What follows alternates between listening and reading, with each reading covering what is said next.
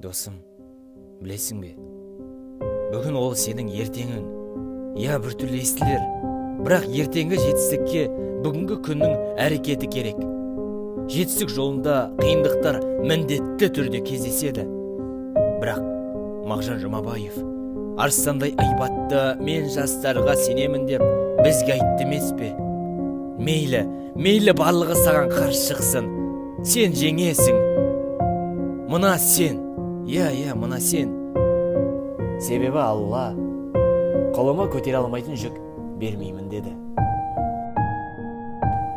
Бала кезімде Digital Қазақстанның бір бөлшегі болсам деп едім.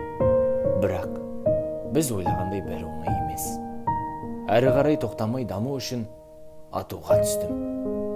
Мен қазір 4-ші курс студентімін. Осы 4 жыл ішінде өмірге деген көзқарасым қатты өзгерді. Ату маған көптеген мүмкіндіктер берді. Рахмет саған, Ату. Менің өмірім ұзын, бітпейтін жол сияқты. Ол жолдың мені қайда алып барарын білмеймін.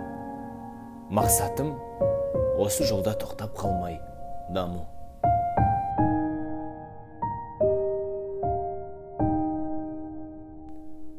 Ату, сенің жетістікке апарар өмірлік жолың.